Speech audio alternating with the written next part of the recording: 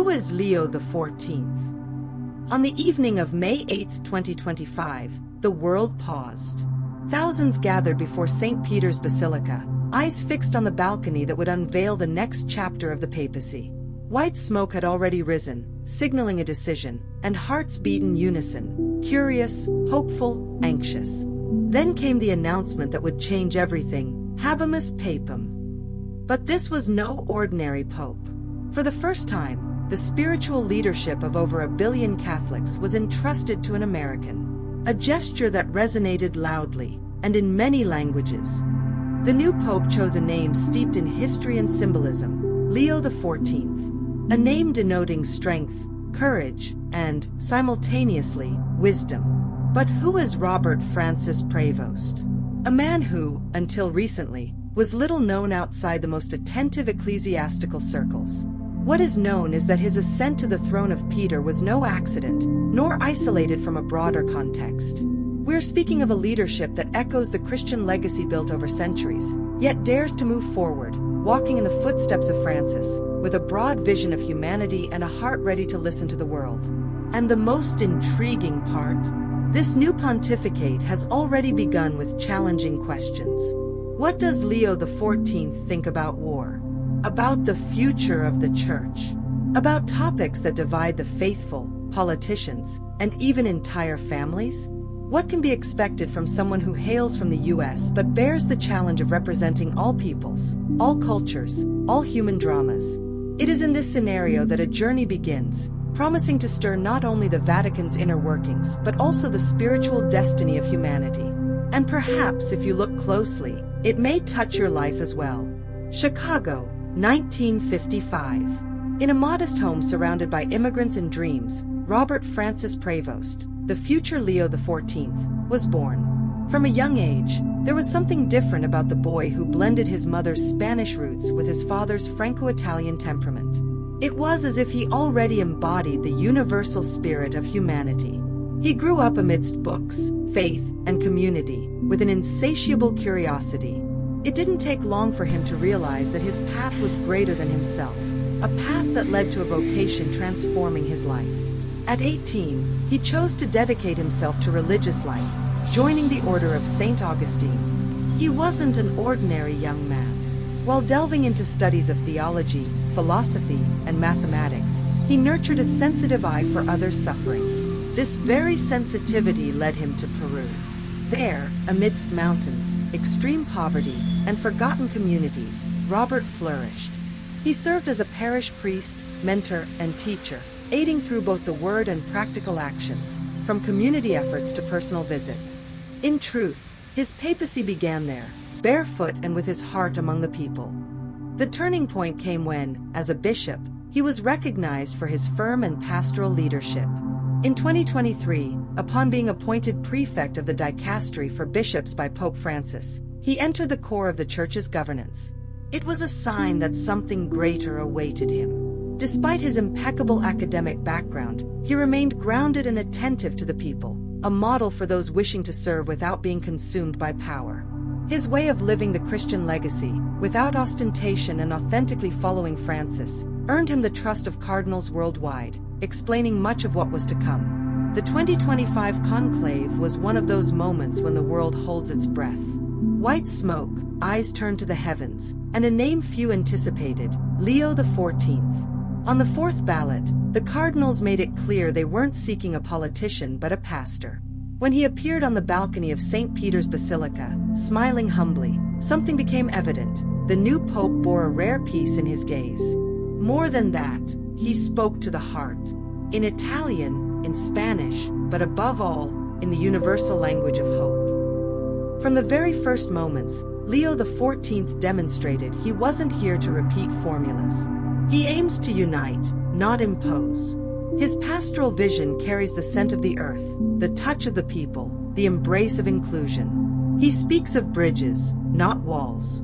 And this idea isn't just beautiful, it's practical. Instead of harsh speeches, he proposes listening. Instead of condemnations, dialogue. In times of polarization, cultural wars, and identity crises, this approach can be revolutionary. It's like taking a step back to see the whole. and thus, rediscover what truly matters. It's no coincidence he's following Francis so coherently. Leo XIV embraced the mission of continuing the most urgent reforms: transparency in the Curia, a firm fight against ecclesiastical abuses, and the humanization of the Church. His style isn't one of abrupt breaks but of intelligent continuity. He understands that leading the papacy today requires equal measures of courage and compassion. While some still wonder if he'll be bold enough, others already feel the world may be witnessing leadership that combines ancient faith with modern sensitivity. But does this sensitivity extend to his personal life as well? Despite the solemnity his position demands, Leo XIV is the kind of person we'd call one of us.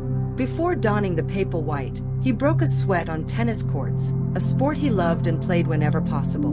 Between matches, he also found pleasure in books, especially those on spirituality and church history.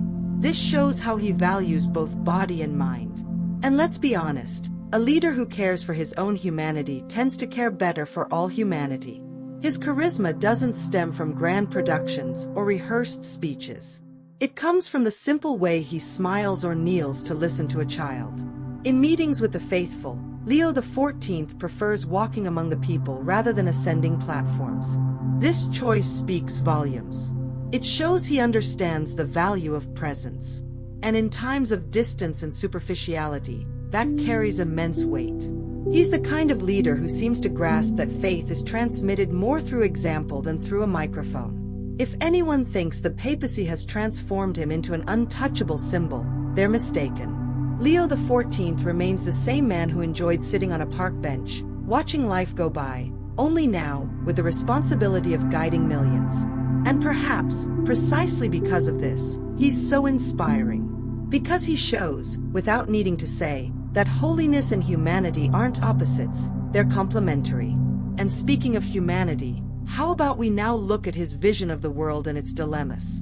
Leo XIV carries in his heart a phrase that could very well be the motto of his entire papacy: a scarcity of fraternity. Does it sound exaggerated? Not at all. Just look around. We're increasingly connected through screens but distant in feelings. It's as if humanity is losing the habit of looking each other in the eye. The new Pope challenges this scenario with simple yet profound words, reminding us that the gospel isn't confined to rituals but is revealed in the act of welcoming others. He insists that solidarity isn't occasional charity but a lifestyle, a daily choice. This doesn't mean giving away everything and living like a monk, but it does mean making room for others in our routines.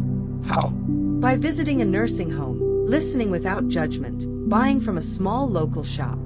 Leo XIV advocates that promoting human dignity is a form of practical faith. And it's not hard to understand why. A concrete gesture of fraternity can heal wounds that words may never reach. Leo XIV's papacy seems to follow Francis's path of unity, but with his own unique flavor, less institutional, more relational. He proposes building bridges between religions, cultures, ideologies, because he knows, and makes a point to remind us, that the world doesn't need more walls but extended hands. And by touching on this point, he sets the stage for even thornier topics. After all, how can we talk about fraternity without directly confronting the horrors of the wars that plague us? When Pope Leo XIV speaks about war, his words are blunt and unflinching. He doesn't beat around the bush.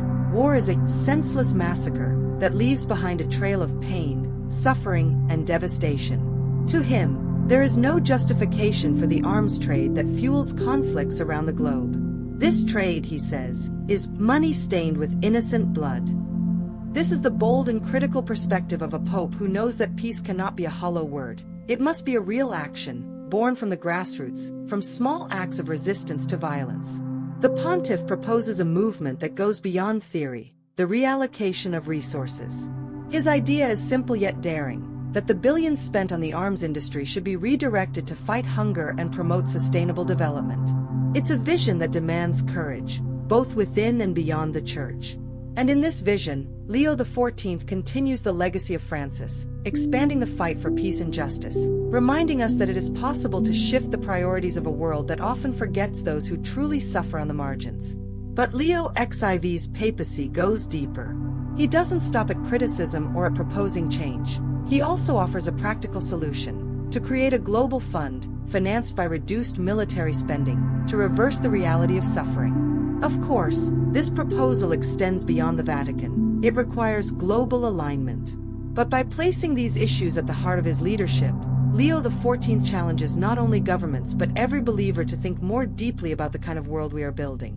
And, crucially, to take action. Leo XIV's commitment to victims of sexual abuse is clear and unequivocal. Upon assuming the papacy, he reaffirmed the reforms initiated by Pope Francis, which established a strict zero-tolerance policy for any act of abuse within the Church. This is a sensitive matter, where the Pope's words carry great weight, because he understands that, beyond words, there must be a system of action, transparency, justice, and care for the victims. It is not enough to condemn such acts. Damage must be repaired, and structures must be created to ensure these tragedies never happen again. Leo XIV does not shy away from the difficulties this fight imposes. Although he has not spoken in detail about specific cases, it is widely acknowledged that he is committed to continuing the battle to restore trust in the Church. In his view, justice for victims must be a top priority, and no matter how complex that mission may be, he will not abandon it. His leadership seeks to turn pain into concrete action, showing that the Church can be a place of safety, where mercy walks hand in hand with justice. This commitment by Leo XIV, though demanding, is not merely theological. It is pastoral and moral. He knows the future of the Church depends on its ability to confront the sins of its past. That is why the fight against abuse will be one of the defining features of his pontificate. Continuing Francis's work is not only an obligation but a profound testimony of faith and humanity. Leo XIV carries the Christian responsibility to make the Church an example of human dignity, one that welcomes and restores what has been broken. Shortly after his election, Leo XIV made a striking statement that resonated around the world: homosexuality is not a crime.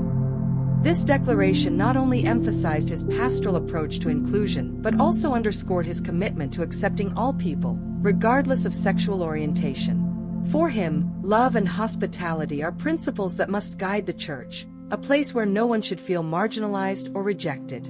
This stance reflects his leadership style, which strives above all to be an instrument of fraternity and understanding.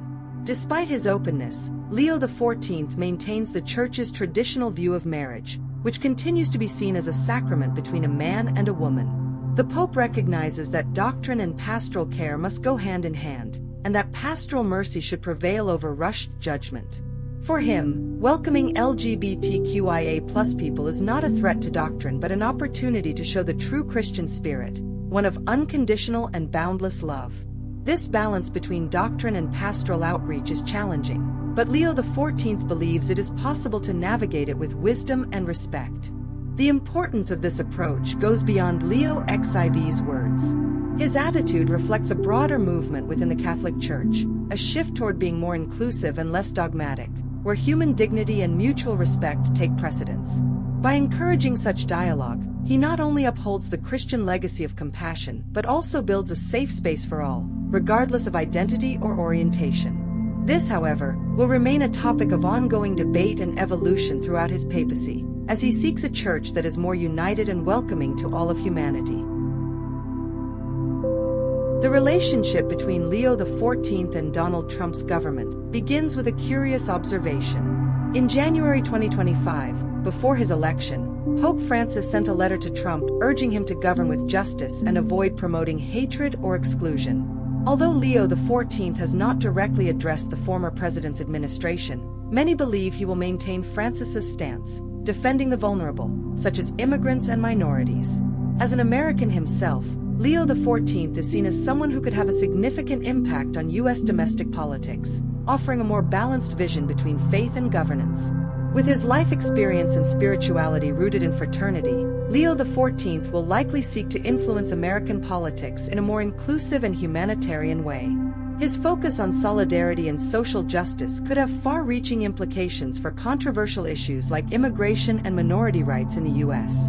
As he has already shown, peace and inclusion are fundamental principles that will guide his political engagement, both within the Vatican and on the global stage.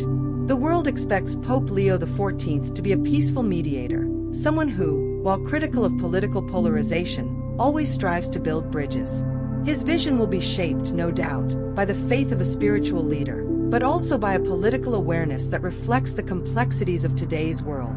Being an American with a unique perspective may bring a new approach to global political relations and to the delicate relationship between church and state, a dynamic that will be closely watched by Vatican observers. Leo XIV represents both continuity and renewal in the papacy. His pontificate is undoubtedly an invitation to see the Catholic Church with fresh eyes and to reconsider its role in today's world. With a focus on dialogue, inclusion, and solidarity, Leo XIV promises to be a pope who, by following in Francis's footsteps, not only upholds the Christian legacy but also seeks to unite humanity in a shared pursuit of peace and justice. And this mission is only just beginning. Expectations are high, but hope is even higher. As he takes on the challenges of the papacy, it will be fascinating to see how his roots in Chicago and his international background shape him. What will he do when faced with the most difficult issues confronting the Church today? How will his papacy address the great themes of our time? The answers to those questions are already beginning to emerge in his first steps as Pope. The world watches, attentive and curious, to see what Leo XIV will bring. And so, in the next chapters of papal history, Leo XIV emerges as a figure of transformation. Not because he is American, but because he understands both the value of the Christian legacy and the urgent need for a new path forward. His role will undoubtedly reflect the humanity we long to restore, united, fraternal, and purposeful. Did you enjoy the content of this video? Leave a like and subscribe to Faith Between the Lines channel. And comment below which topic you'd like to learn about and see here.